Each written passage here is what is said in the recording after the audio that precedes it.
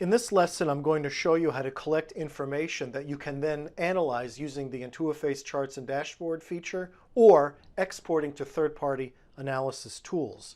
You're looking at Composer right now. I'm running an experience. The first thing one needs to do to use the Intuiface Analytics feature is to add the data tracking interface asset. It's always the first step. You must add the data tracking interface asset. Let's open up the Interface Assets panel. You'll note on the left, here are the existing interface assets currently in my experience. None of them are the data tracking interface asset. I need to add it. Here in the list of interface assets I have available to add, here's data tracking, so I will add it. Done. The very fact that I've added this interface asset to my experience means that every time I run it, it will automatically collect information about when the experience starts and when it stops. One nice side effect of that is I'll then know how long the experience runs, the totality of its run. Opening the X-ray panel for the data tracking interface asset shows me a property called Include Scene Navigation Events. I'm going to want that on for my experience. What I've specified is that every time I enter a scene and then exit, I want Intuiface to automatically record how long the user was in that scene. What is their scene dwell time? I think that's typically very useful information to understand how long each individual user is spending in each individual scene. That can highlight some pretty interesting things about your experience. So I've turned that on, and that will be done automatically. If you remember from previous modules on the topic of Intuiface Analytics, there are automatic event capture like experience started, stopped, scene entered and exited, but typically we're going to be talking about custom events where you specify an event and the data you want to collect about that event. Let's show you that, and we'll start by adding a button that will navigate me to the next scene. You'll notice that in this experience, the next scene is a bit of a photo gallery. See this photo gallery? I want to enable people to get to it. So let's go back to the previous scene, and we'll add a button to this experience to initiate that navigation to the next scene. We're not working very hard to make this super pretty, just good enough to be adequate for the demonstration. So start gallery tour, and that's great. It's a white button on a white background. It's maybe a little too poor, isn't it? So let's make that a red button with a white font. So I'm just quickly trying to make this moderately pretty. There we go, gallery tour. And why not? There's a sufficiently ugly button to start our tour. The job of this button is to navigate me to the next scene. So I need to add a trigger action pair navigating to the next scene. But I also want to do one thing for Intuiface Analytics. I want to tell my data collecting mechanism that we've started a session. Remember, one uses sessions to differentiate one user from the other. So really, I want to accomplish two things when somebody touches that button. Two things. The first is when that button is tapped, then the first thing I want to do is specify that I'm starting a new session. You see that?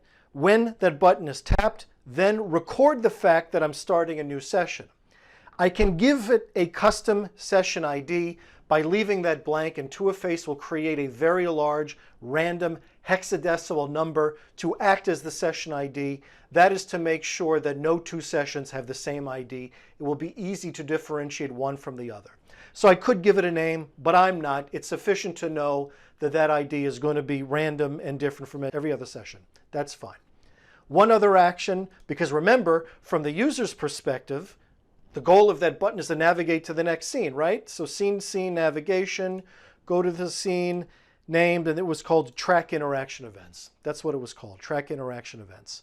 So when that button is pressed, I'm going to do two things. I'm going to record that a new session has started, and I'm going to go to the scene named Track Interaction Events, which is this one.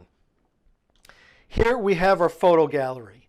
Now what I'd love to do is record a data point every time an image is selected. What happens is when an image is selected, this thing slides into view.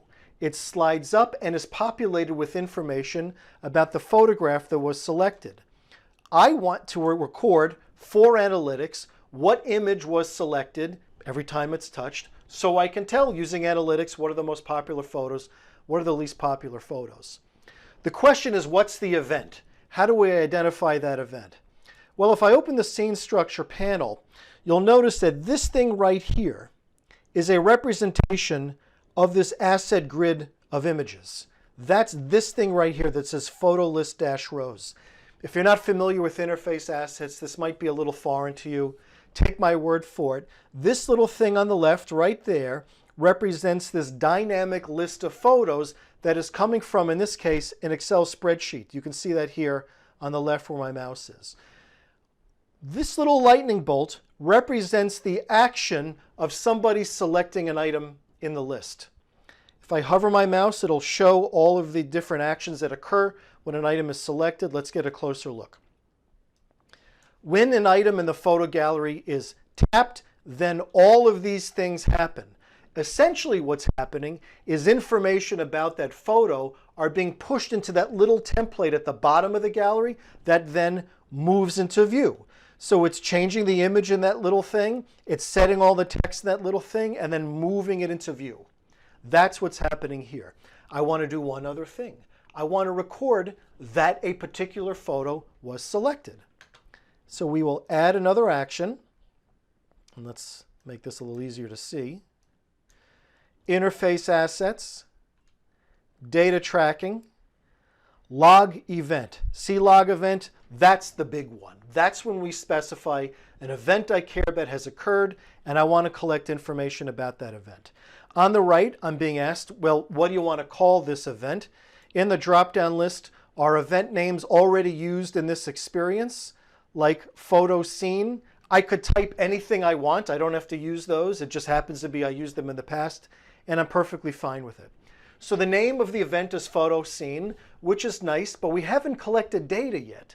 We have a name of the event, but no parameters. We don't know which photo. We don't know how much it cost, anything like that. So let's add a couple parameters. One parameter will be, well, I guess it should be the name. See name right there? That's the name of the photo. That's coming from the data feed. Every photo in the data feed has a name. So I want to get a parameter called name. So what you see here are things that I've typed in before. I don't have to call it name. I could have called it anything else. Now I want to get the value. So we're going to use binding here. Here's the data feed.